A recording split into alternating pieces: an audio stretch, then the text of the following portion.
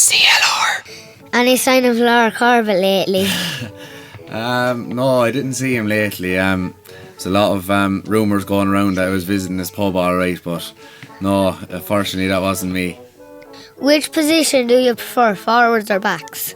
Backs, I suppose. From when I was your age, Tommy, I always played corner back. I was very small at the time, so I was never really out the field. So I'd say until I was probably 17 or 18, I was always in the full back line.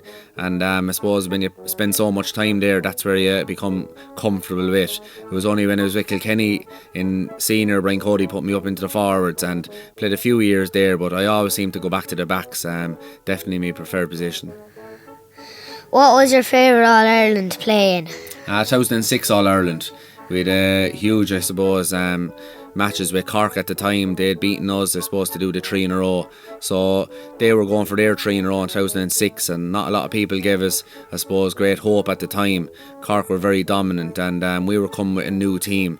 Like, say, Richie Power and Cha and Owen Lark and all these were only coming on the stage. So we, I suppose, went up and shocked them on the day, and after not winning the All-Ireland for a few years, it meant a lot to us. Tommy, do you know where Marlies gets the eggs? The for eggs. Your breakfast? Well, I do, yeah, off yourself. Yeah. You sell great eggs, and they're a bit dear, but I suppose they're so nice they're worth it. But Marlies doesn't pay for them. She always comes up to me looking for the money, so you might throw in a few free eggs next week, will you, Tom? Tommy, you're known for an old song. Would you give us a verse of the song that you sang down in Ballyhale for the homecoming? No. I don't really. Sometimes I suppose I try and sing, but I'm not great at it, so I think I'll leave that to maybe yourself or a few others. Was Barry Kelly your favourite ref? Barry, yeah. I suppose a lot of people thought myself and Barry, I suppose, didn't see eye to eye, but Barry and myself actually got on quite well. I was lucky enough, I suppose. I was only sent off, I think, once in my career in championship. That was about 10 years ago, 2004, 11 years ago, and against Clare. But lucky enough, over the years, myself and I suppose Kilkenny and Barry Kelly, there would have been a lot of talk, I suppose, over the last number of years. But personally, myself and Barry would have a good relationship. What goes through your mind when the national anthem finishes on All-Ireland Day? I just want to race out into your position and I suppose get beside your man as quick as you can. As a back, you want to stay close to your man. So I suppose what it finishes with all the nerves, it finishes with all the thinking. You have no time to think anymore. You're just racing out into your position and getting ready for the match. You're waiting, I suppose, all week, all the last few weeks for this moment. And it's, I suppose, the hardest part of an All-Ireland is the dressing room and waiting around for the match to start.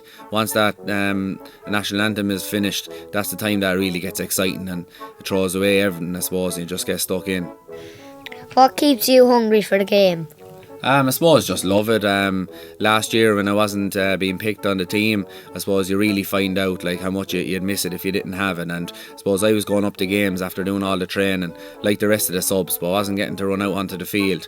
So that's what keeps you hungry. It's just getting out, winning the ball and driving it down the field, or maybe stopping your man from scoring. You get a great buzz out of that, and I'll definitely stay going as long as I can. Are you interested in any other sports? I suppose there's a few of the lads, Owen Murphy and PJ Ryan and Jackie Turrell, they have a fierce interest in American football, and the last few years I'm after getting into myself, not as much as the lads, but year by year I suppose I'm learning that bit more, and I definitely be watching it every Sunday. If I was to ask you for 3 tips to become a better hurler, what would they be?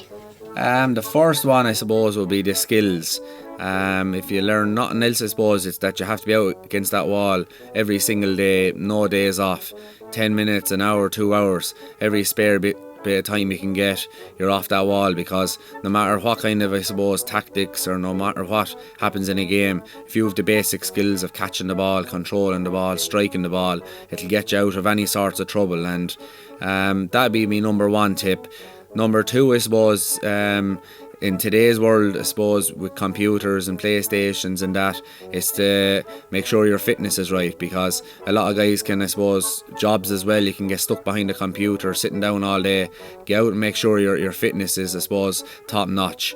And third thing, I suppose, as a player you might think you're always right.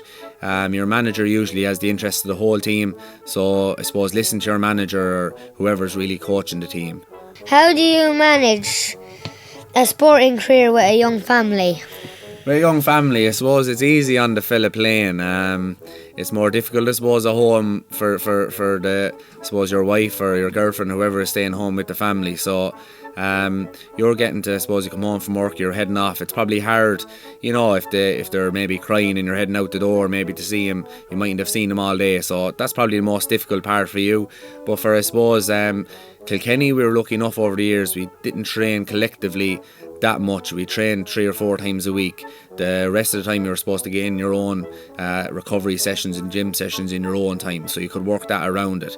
So I was lucky enough with Kilkenny that with other counties you might have to train 6 times a week, so it must be very difficult. But I suppose I was only ever gone three evenings a week, so it's good to have that balance in your life, because you need to be able to do a lot of things. And I'm lucky enough, Marliese plays camogie as well, so she's gone some evens off to play, and maybe if I'm around then I'm looking after the kids, so it gives us a good balance in our lives.